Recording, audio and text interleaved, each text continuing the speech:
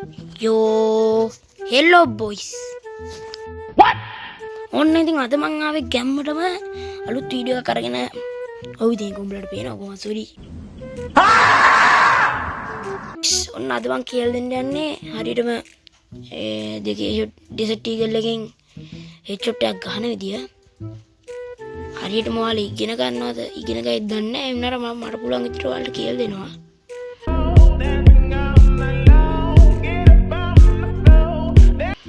අනික මේකේ ප්‍රොවයිඩර්ලා ඇවිල්ලා ටිපර් වෙන්න එපා. මොකද මේක දාන්නේ දන්නේ නැති උන්ට විතරයි.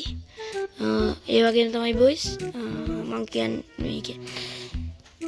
ඔයාලා මගේ channel එක subscribe කරලා නැත්නම් subscribe කරගන්න ඕනේ. කරගන්න ඕනේ නෙමෙයි sorry. කරගන්න ඉතින් ඔයාලට පාඩුවක් වෙන්නේ නැහැ නේ බං. ඔය නිකන් තියෙන subscribe button එක ගිහුවා කියලා.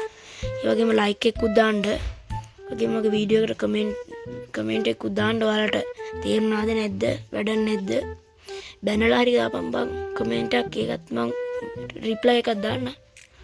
එනම් බොයිස් ඉතින් අපි වැඩි කතා නැතුව යම් වීඩියෝ එකට.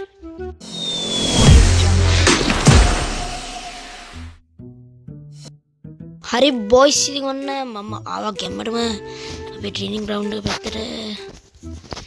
හරියට අපි ඉතින් මුලින්ම ඔයාලට මම කියලා දෙන්න හරියටම හෙඩ්ෂොට් එකක් ගන්න විදිය.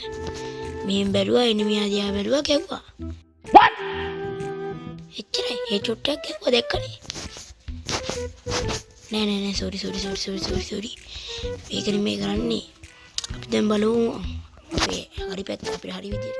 යා ඇස්ටි පොඩි ගායක් දෙ බින්න යන පොඩ්ඩක්. minutes later. හරි බොස් sorry මෙච්චර ආතල් ගන්න තනි මේ අපි මේ වගේ රේන්ජ් එකක් තියෙන මේ ඉදි මේ වගේ මේ වගේ රේන්ජ් එකක් තියෙද්දි එනිමියට ගහන්න එනිමියාගේ මේ මෙන්න මෙතන මේ හරිය තියෙන්නේ. ඕක නෙමෙයි මේ හරිය. කොහොම කරලා උස්සන්න තියෙන්නේ. ගොඩාක් උස්සන්න නෝමල් උස්සන්න තියෙන බොයිස්. ගොඩාක් ඉස්සම අවුල් යනවා. නෝමල් එකේ තියෙන විදිහට උස්සන්න තියෙන සිං. ඒකනේ ඊසි වැඩි මේ හරිය වගේ ඉඳන් ගන්නත් බෑ. මේ උස්සන් ඉස්සෙල්ලා වර ඉගෙන ගන්න ඕනේ. උස්සන්නේ මේ බිම තියලා ගාවුවත් හරියන්නේ. මේ ලයින් එකේ තියලා මේ ලයින් එකේ වගේ ඉන්නේ නෙමෙයි චුට්ටක්. කකුල් දෙක ගාවින්ද ඉස්සුවට අවුලන්නේ. හැබැයි මට වදින්නේ 2000 years later. පොඩ්ඩිද. ඊයා. නැමුණා. මම මගේ විදියට කියලා දෙන්නේ දැන් ප්‍රෝ අයලා ඇවිල්ලා මෙතන ටිපර් වෙන්න යන්න එපා. මොකද මම කියලා දෙන්නේ මට ඕනේ විදියට. උඹලට නෑ නේ ඒක. sorry බැන්න නෙමෙයි. සමා වෙන්න ඕනේ. නැමුණා. මේ වගේ රේන්ජ් එකක් තියෙදි මම නම් කරන්නේ ඒ වගේ තමයි බොයිස්. ඒ විදිය වාසි කොහමද? නැමුණා. එක Later. හරි බොයිස් අපි කිලින් ඉන්න එනිමියට ගහන විදිය නම් දැන් කියලා දුන්නා.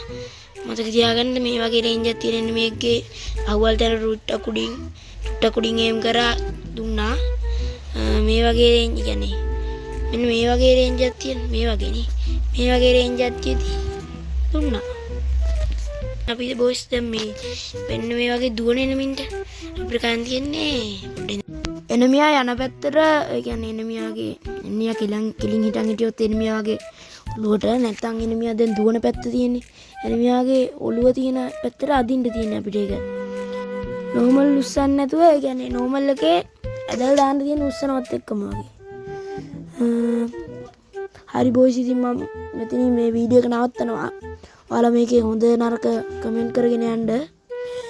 බොයිස් තවත් අලුත් වීඩියෝ එකකින් හම්බෙමු. ඔයාලට තියෙන ප්‍රශ්න ටික දාන්න. ඒ කියන්නේ ඔයාලට දැන් මොන ගන්න එකෙන් හරියට ගන්න විදිය කියලා දෙන්න ඕනේ.